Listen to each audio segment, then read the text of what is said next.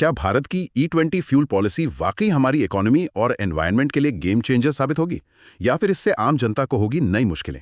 नमस्कार दोस्तों, आप सुन रहे हैं यूपीएससी सिविल 360, जहां आप बिना स्क्रीन देखे सिर्फ सुनकर रह सकते हैं 24/7 अपडेटेड, बिल्कुल यूपीएससी इनसाइट्स के साथ। आज हम बात करेंगे भारत की E20 इथेनॉल ब्लेंडिंग पॉलिसी पर, इसके बेनिफिट्स, चैलेंजेस और सुप्रीम कोर्ट में चल रहे विवाद को लेकर। तो आइए शुरू करते हैं। ओके, तो सबसे पहले ये समझते हैं कि ये E20 फ्यूल आखिर है क्या, मतलब बिल्कुल सिंपल टर्म्स में। हाँ बिल्कुल। देखिए, E20 फ्यूल का मतलब है पेट्रोल का एक ऐसा ब्लेंड जिसमें 20% इथेनॉल होता है और बाकी 80% रेगुलर पेट्रोल। और ये याद रखना जरूरी है कि ये पॉलिसी सिर्फ पेट्रोल पर लागू होती है, डीजल पर नहीं। अच्छा, सिर्फ पेट्रोल के लिए। और ये इथेनॉल, ये चीज क्या है, कहाँ से आता है? एथेनॉल मतलब बेसिकली एक तरह का अल्कोहल है, इथाइल अल्कोहल। फ्यूल के लिए जो बनता है वो फर्मेंटेशन से बनता है, बायोमास के फर्मेंटेशन से। इसमें ज्यादातर एग्रीकल्चरल प्रोडक्ट्स यूज होते हैं, जैसे गन्ना, मक्का, दूसरे अनाज, यहाँ तक कि कुछ एग्रीकल्चरल वेस्ट भी। तो ये एक बायोफ्यूल है। समझ गया, बायोफ्यूल जो फसलों से बन रहा है।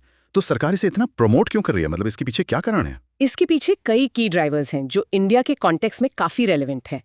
पहला और शायद सबसे इंपॉर्टेंट है एनर्जी सिक्योरिटी। भारत अपनी जरूरत का करीब 85 से 90% क्रूड ऑयल इंपोर्ट करता है। 85 से 90%, ये तो बहुत ज्यादा है। हाँ बिल्कुल, और इस भारी निर्भरता की वजह से हम ग्लोबल प्राइस शॉक्स के लिए वल्नरेबल हो जाते हैं और हमारा काफी फॉरेन एक्सचेंज मतलब फॉरेक्स रिजर्व्स इसमें चला जाता है। एथेनॉल मिलाने से पेट्रोल की खपत कम होती है, जिससे क्रूड ऑयल का इंपोर्ट घटेगा और हमारा वैल्यूएबल फॉरेक्स बचेगा। हाँ, ये बात तो समझ आती है, इंपोर्ट पे निर्भरता कम करना एक बड़ा स्ट्रैटेजिक गोल है। और क्या कारण है? दूसरा है कृषि क्षेत्र को सपोर्ट। इथेनॉल प्रोडक्शन से किसानों को, खासकर गन्ना और मक्का उगाने वालों को, एक एडिशनल मार्केट मिलता है। इससे फार्म इनकम बढ़ाने में मदद मिल सकती है, जो इंडिया में एक बड़ा पॉलिसी चैलेंज रहा है। अच्छा, किसानों की आय। हाँ, और तीसरा, सरकार का दावा है कि इससे प्रदूषण कम होता है। कुछ मामलों में इथेनॉल प्योर पेट्रोल से ज्यादा क्लीनली जलता है, जिससे कार्बन मोनोऑक्साइड जैसे कुछ पोल्यूटेंट्स कम हो सकते हैं। एनर्जी सिक्योरिटी, किसानों की आय और क्लीन एयर, सुनने में तो ये बहुत अच्छा लगता है। ये पॉलिसी इंडिया में कैसे इवॉल्व हुई है? इसकी शुरुआत हुई थी नेशनल पॉलिसी ऑन बायोफ्यूल्स 2018 से। फिर इसे 2022 में अमेंड किया गया। इंटरेस्टिंग बात यह है कि टारगेट्स को काफी तेजी से आगे बढ़ाया गया है। शुरू में देश भर में E20 सप्लाई का लक्ष्य 2030 था। इसे काफी पहले कर दिया गया, पहले 2025-26, और अब लक्ष्य है कि 2025 के अंत तक इसे पूरे देश में लागू कर दिया जाए। और अभी की रिपोर्ट्स के अनुसार कई जगहों पर हम करीब 18-19% ब्लेंडिंग लेवल तक पहुंच भी चुके हैं। ये तो काफी एम्बिशियस टारगेट लगता है। दुनिया के मुकाबले भारत का ये E20 लक्ष्य कैसा है? देखिए, इस टारगेट से इंडिया एथेनॉल ब्लेंडिंग के मामले में ग्लोबल लीडर्स में आ गया है। ब्राजील को अक्सर पायनियर माना जाता है, वहां अभी E20 7.5 चल रहा है, मतलब 27.5% इथेनॉल। यूनाइटेड स्टेट्स में ज्यादातर E10 यूज होता है, हालांकि E15 भी अब मिलने लगा है। यूरोपियन यूनियन में अलग अलग स्टैंडर्ड्स हैं, पर ब्लेंड्स आमतौर पर E10 या E15 के आसपास रहते हैं। तो E20 का लक्ष्य रखना इंडिया को बायोफ्यूल स्पेस में काफी आगे रखता है। ठीक है, अब जरा सरकार के उन दावों पर आते हैं जो E20 फ्यूल इस्तेमाल करने के फायदों के बारे में है। पेट्रोलियम मंत्रालय क्या कहता है? सरकार कुछ पोटेंशियल परफॉर्मेंस बेनिफिट्स की बात करती है। उनका दावा है कि E20 से बेहतर एक्सेलरेशन और राइड क्वालिटी मिल सकती है। इसका टेक्निकल कारण है ऑक्टेन नंबर। इथेनॉल का ऑक्टेन नंबर स्टैंडर्ड पेट्रोल से ज्यादा होता है। ऑक्टेन नंबर, इसको थोड़ा सिंपल भाषा में समझा सकते हैं? आम ड्राइवर के लिए इसका क्या मतलब है? बिल्कुल, ऑक्टेन नंबर को आप ऐसे समझिए कि ये फ्यूल की वो क्षमता है जिससे वो इंजन के अंदर कंबशन के दौरान नॉकिंग या पिंगिंग को रेजिस्ट करता है। हायर ऑक्टेन का मतलब है कि फ्यूल ज्यादा कंप्रेशन झेल सकता है बिना प्रीमेच्योर इग्निशन के। इससे इंजन, खासकर वो जो हायर ऑक्टेन फ्यूल के लिए डिजाइन किए गए हैं, ज्यादा एफिशिएंटली और स्मूथली चल सकते हैं। तो सरकार का कहना है कि अप्रैल 2023 के बाद बनी गाड़ियां जो E20 कंप्लायंट है, उनमें इंजन स्मूथ चलेगा। तो परफॉर्मेंस ठीक है, लेकिन ज्यादातर लोगों की चिंता तो माइलेज या फ्यूल एफिशिएंसी को लेकर है। माइलेज पर E20 के असर के बारे में सरकार का ऑफिशियल स्टैंड क्या है? हाँ, इस मामले में सरकार कमी को स्वीकार करती है। उनके ऑफिशियल एस्टिमेट्स के मुताबिक E20 कंप्लायंट गाड़ियों में, यानी अप्रैल 2023 के बाद वाली, माइलेज में गिरावट कम होनी चाहिए, करीब 1 से 2%। लेकिन पुरानी गाड़ियों के लिए, यानी अप्रैल 2023 से पहले वाली, वो मानते हैं कि ड्रॉप ज्यादा होगा। उनका अनुमान है 3 से 6% के रेंज में। तो ऑफिशियल आंकड़े भी माइलेज में गिरावट दिखा रहे हैं, खासकर पुरानी गाड़ियों के लिए। और इंजन डैमेज का डर, ये भी एक बड़ी चिंता है जो लोग बता रहे हैं। इंजन डैमेज के दावों को सरकार मजबूती से खारिज करती है। उनका कहना है कि विभिन्न एजेंसीज द्वारा काफी टेस्टिंग की गई है और रिजल्ट्स E20 फ्यूल से इंजन पर कोई बड़े बुरे असर नहीं दिखाते। वो जोर देते हैं कि मॉडर्न व्हीकल्स जो अप्रैल 2023 के बाद वाले हैं E20 कंपैटिबल मटेरियल्स और सिस्टम्स के साथ बने हैं। इसके अलावा वो बताते हैं कि bureau of Indian standards BIS के नॉर्म्स फॉलो किए जाते हैं और फ्यूल ब्लेंड में करोजन इनहिबिटर्स भी मिलाए जाते हैं ताकि इंजन पार्ट्स सुरक्षित रहें। ठीक है, ये तो हुआ सरकार का पक्ष। नई गाड़ियों के लिए performance benefits, manageable mileage drops और टेस्टिंग और स्टैंडर्ड्स की वजह से इंजन डैमेज का कोई खास खतरा नहीं। लेकिन ये उन बातों से बिल्कुल अलग है जो बहुत से नागरिक रिपोर्ट कर रहे हैं। ये इतना बड़ा गैप क्यों है ऑफिशियल दावों और लोगों के अनुभव के बीच? हाँ, ये विसंगति ही इस पूरी बहस के केंद्र में है। सबसे बड़ा अंतर माइलेज को लेकर है। जहां सरकार पुरानी गाड़ियों के लिए 3 से 6% ड्रॉप का अनुमान लगा रही है, वहीं कई यूजर्स कहीं ज्यादा गिरावट की बात कर रहे हैं। करीब 36,000 पेट्रोल कार मालिकों के एक बड़े सर्वे में औसतन 10-15% माइलेज ड्रॉप की बात सामने आई। कुछ लोग तो 15-20% या उससे भी ज्यादा गिरावट का दावा कर रहे हैं। 10-15% ड्रॉप तो 3-6% से काफी ज्यादा है। क्या इसके कुछ स्पेसिफिक उदाहरण है? हाँ, ऐसे कुछ किस्से सामने आ रहे हैं। जैसे एक रिपोर्ट में एक फॉक्सवैगन वेंटो मालिक का दावा था कि E20 पर स्विच करने के बाद उनकी माइलेज करीब 10 किलोमीटर प्रति लीटर से गिरकर सिर्फ 6 किलोमीटर प्रति लीटर रह गई। अरे, ये तो 40% की भारी गिरावट है। बिल्कुल, अगर ऐसी गिरावट बड़े पैमाने पर हो रही है तो इससे गाड़ी मालिकों के लिए रनिंग कॉस्ट काफी बढ़ जाती है। खासकर इसलिए क्योंकि E20 पेट्रोल की कीमत उतनी ही है जितनी रेगुलर पेट्रोल की थी पंप पर। कम माइलेज को ऑफसेट करने के लिए कोई कीमत में फायदा नहीं है। माइलेज के अलावा इंजन डैमेज का डर बना हुआ है, खासकर पुरानी गाड़ियों में। इसका टेक्निकल कारण क्या है? ये एथेनॉल की प्रॉपर्टीज से जुड़ा है। एथेनॉल हाइग्रोस्कोपिक होता है, मतलब ये हवा से नमी, पानी खींचता है और सोख लेता है। चिंता ये है कि पुरानी गाड़ियों के फ्यूल सिस्टम जैसे fuel pump, fuel lines, seals, gaskets शायद ऐसे मटेरियल से न बने हों जो एथेनॉल और पानी की मौजूदगी को पूरी तरह झेल सकें। समय के साथ इससे मेटल पार्ट्स में जंग, कोरोजन लग सकती है या रबर और प्लास्टिक के पार्ट्स खराब हो सकते हैं, जिससे फ्यूल लीक या इंजन में खराबी आ सकती है। तो ये पुरानी गाड़ियों में मटेरियल कंपैटिबिलिटी का मसला है। और एक और बात जो उठाई जा रही है वो है फ्यूल पंप पर चॉइस का ना होना। एग्जैक्टली, ये एक बहुत बड़ा मुद्दा है। कंज्यूमर्स का कहना है कि उन्हें E20 इस्तेमाल करने के लिए मजबूर किया जा रहा है क्योंकि दूसरे ऑप्शंस जैसे E0 प्योर पेट्रोल, E5 या E10 अब मिल ही नहीं रहे हैं। उनकी मांग है कि उन्हें अपनी गाड़ी की कंपैटिबिलिटी, उम्र और अपने परफॉर्मेंस और रिस्क के आकलन के आधार पे फ्यूल टाइप चुनने का अधिकार मिलना चाहिए। ये बेसिकली कंज्यूमर चॉइस और ट्रांसपेरेंसी की बात है। यहीं पर मामला और दिलचस्प हो जाता है। ये इतना अंतर क्यों? सरकारी टेस्ट कहते हैं कि असर कम है, लेकिन असल यूजर्स बड़ी समस्याएं बता रहे हैं। क्या वजह इस गैप की? इसके पीछे कई संभावित कारण हो सकते हैं।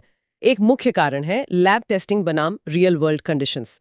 सरकार के दावे अक्सर कंट्रोल्ड लैब सेटिंग्स में किए गए टेस्ट पर आधारित होते हैं। आइडियल तापमान, एक जैसी स्पीड, परफेक्टली मेंटेन्ड किए गए इंजन। लेकिन रियल वर्ल्ड ड्राइविंग में ट्रैफिक बदलता रहता है, सड़कों की हालत अलग अलग होती है, ड्राइविंग स्टाइल अलग होते हैं, गाड़ियों के मेंटेनेंस में फर्क होता है, यहाँ तक कि pump to pump fuel quality में भी थोड़ा अंतर हो सकता है। सही बात है। ये सब real world factors lab results के मुकाबले असल माइलेज और परफॉर्मेंस पर काफी असर डाल सकते हैं। ये पॉलिसी इंप्लीमेंटेशन में एक बड़ी चुनौती को दिखाता है, लैब की फाइंडिंग्स को भरोसेमंद रियल वर्ल्ड नतीजों में बदलना। हाँ, लैब कंडीशंस तो सड़कों पर मिलती नहीं है। क्या गाड़ी के डिजाइन का भी इसमें बड़ा रोल है? बिल्कुल। जो नई गाड़ियां E20 कंप्लायंट हैं, उन्हें इथेनॉल ब्लेंड्स के लिए ऑप्टिमाइज्ड मटेरियल्स और इंजन ट्यूनिंग के साथ बनाया गया है। उनके फ्यूल सिस्टम इथेनॉल की प्रॉपर्टीज को हैंडल करने के लिए डिजाइन किए गए हैं और उनके इंजन ब्लेंड को ज्यादा एफिशिएंटली बर्न करने के लिए कैलिब्रेट किए जा सकते हैं। लेकिन पुरानी गाड़ियां प्योर पेट्रोल या कम इथेनॉल ब्लेंड जैसे E5 या E10 के लिए डिजाइन की गई थीं। उनके इंजन E20 को उतनी कुशलता से बर्न नहीं कर पाते होंगे, जिससे माइलेज में ज्यादा गिरावट आती है और वो मटेरियल कंपैटिबिलिटी वाली दिक्कतें पुरानी डिजाइन्स के लिए ज्यादा रेलेवेंट है। और क्या फ्यूल सप्लाई चेन में भी कोई गड़बड़ी हो सकती है? लॉजिस्टिकल ऑपरेशन है। ब्लेंडिंग में कोई भी गड़बड़ी या स्टोरेज या ट्रांसपोर्टेशन के दौरान कंटामिनेशन जैसे पानी मिल जाना कंज्यूमर तक पहुंचने वाले फ्यूल की क्वालिटी को प्रभावित कर सकती है, जिससे परफॉर्मेंस में अंतर आ सकता है और शायद रिपोर्ट की जा रही कुछ समस्याओं का कारण भी बन सकता है। पूरी सप्लाई चेन में क्वालिटी कंट्रोल सुनिश्चित करना इस तरह के नेशन वाइड पॉलिसी शिफ्ट के लिए बहुत जरूरी है। ये पूरी कंट्रोवर्सी जिसमें विरोधाभासी दावे और कंज्यूमर की चिंताएं शामिल हैं, अब एक पब्लिक इंटरेस्ट लिटिगेशन PIL के जरिए सुप्रीम कोर्ट पहुंच गई है। इस लीगल चैलेंज के बारे में बताइए। जी हाँ, एडवोकेट अक्षय मल्होत्रा ने एक PIL फाइल की है जिसमें सरकार की उस पॉलिसी को चुनौती दी गई है जिसके तहत देश भर में E20 पेट्रोल अनिवार्य किया जा रहा है, बिना कंज्यूमर्स को E0 या E10 जैसे विकल्प दिए। इस पिटीशन में मुख्य तर्क क्या है, कोर एलिगेशंस क्या हैं? और UPSC एस्पिरेंट्स के लिए रेलेवेंट है। पहला, कंज्यूमर चॉइस का उल्लंघन। जैसा हमने डिस्कस किया, मुख्य तर्क ये है कि बिना विकल्प दिए E20 को अनिवार्य करना कंज्यूमर के चुनने के अधिकार का हनन है। दूसरा, व्हीकल कंपैटिबिलिटी इश्यूज। पेटिशन का तर्क है कि न सिर्फ पुरानी गाड़ियां बल्कि कुछ नए BS6 मॉडल्स भी शायद E20 के लिए पूरी तरह कंपैटिबल या ऑप्टिमाइज्ड नहीं हैं, जिससे इंजन डैमेज या समय से पहले खराबी का खतरा है। अच्छा, कुछ नए मॉडल्स भी। हाँ, ऐसा पेटिशन में कहा गया है। तीसरा, इंश्योरेंस कवरेज की चिंता। एक बड़ी प्रैक्टिकल चिंता ये उठाई गई है कि क्या इंश्योरेंस कंपनियां इंजन डैमेज के क्लेम को अस्वीकार कर सकती हैं अगर उन्हें लगता है कि ये नॉन कंपैटिबल गाड़ी में E20 फ्यूल इस्तेमाल करने से हुआ है। इससे गाड़ी मालिकों के लिए अनिश्चितता पैदा होती है। चौथा, सही लेबलिंग की कमी।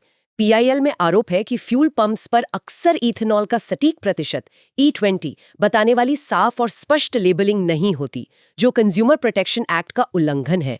कंज्यूमर्स को ये जानने का हक है कि वो क्या खरीद रहे हैं। और पांचवा, कथित मनमानापन, आर्बिट्रेरीनेस। पेटिशन का तर्क है कि पॉलिसी को सभी स्टेक होल्डर्स, जिनमें ऑटोमोबाइल मैन्युफैक्चरर्स और आम जनता शामिल हैं, से पर्याप्त सलाह मशवरा किए बिना लागू किया गया, जिससे ये फैसला आर्बिट्रेरी हो सकता है। आगे बढ़ने से पहले इस लीगल टूल यानी PIL को समझना भी जरूरी है।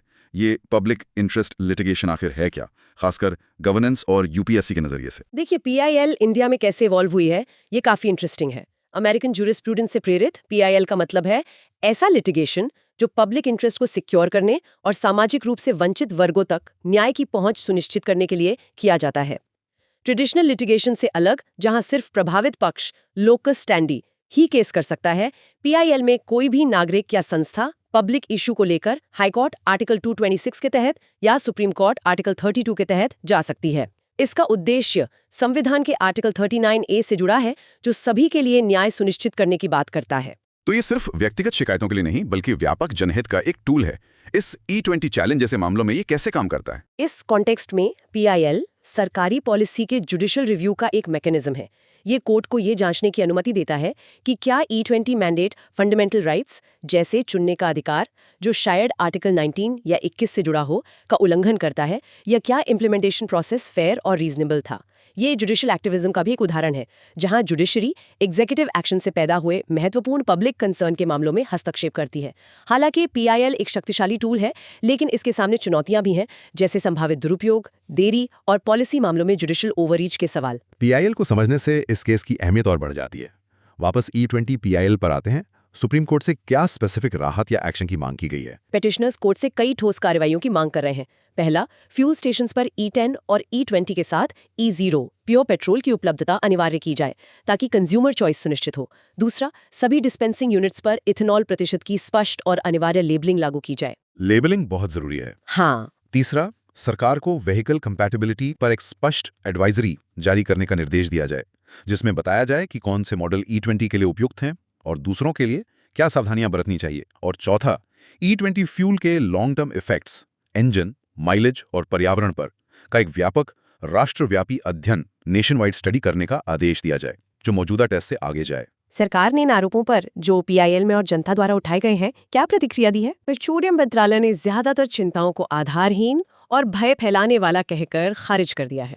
वो टेस्टिंग के आधार पर अपना वही पुराना रुख दोहरा रहे हैं कि E20 से इंजन या माइलेज को कोई खास नुकसान नहीं होता, खासकर कंप्लायंट गाड़ियों में, और BIS स्टैंडर्ड्स और करोजन इनहिबिटर्स मौजूद हैं।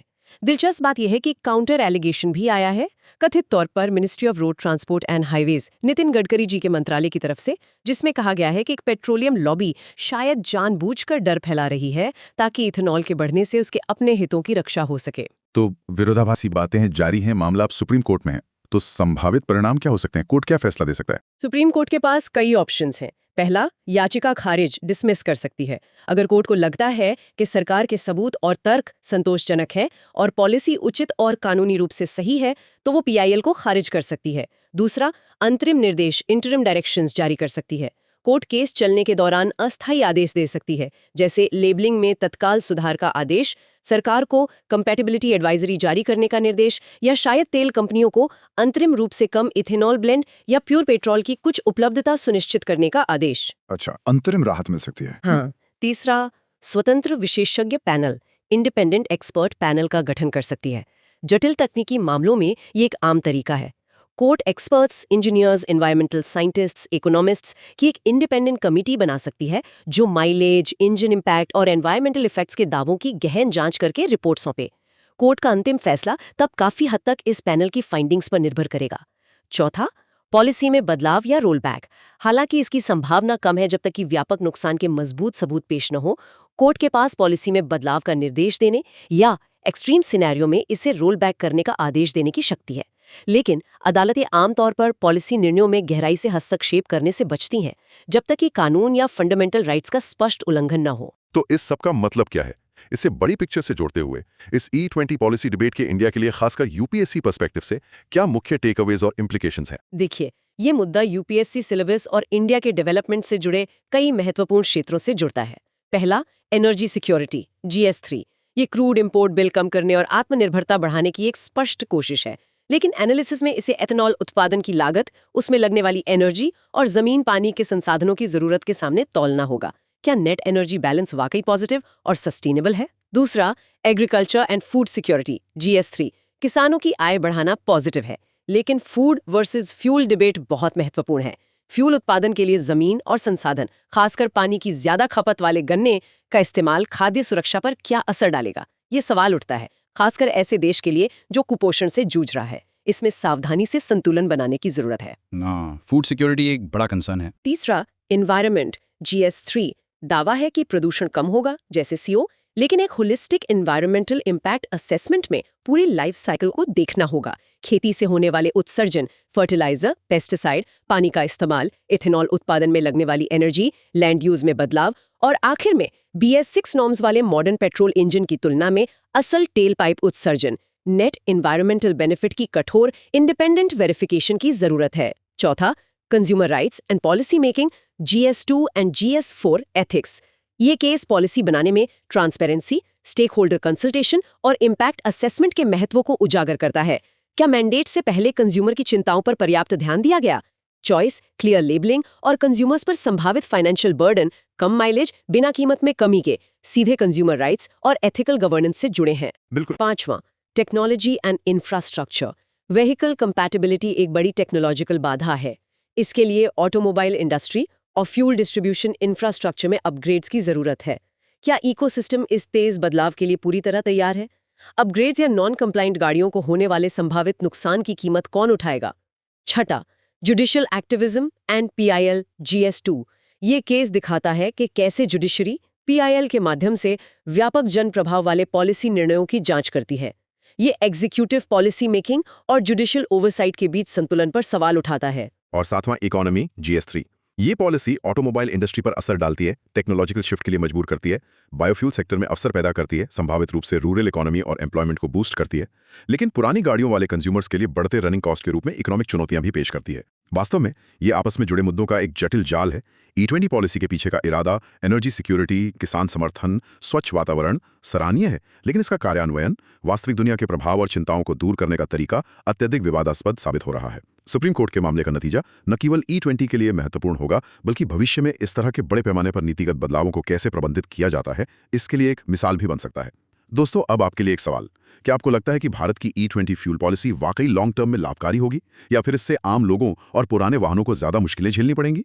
अपनी राय कमेंट सेक्शन में जरूर बताइए। अगर आपको यह पॉडकास्ट पसंद आया तो चैनल को लाइक, सब्सक्राइब और शेयर करना मत भूलिए। You are watching UPSC Civil 360, the only UPSC channel you can just listen to. मिलते हैं अगले एपिसोड में एक और जरूरी मुद्दे के साथ। धन्यवाद और जय हिंद।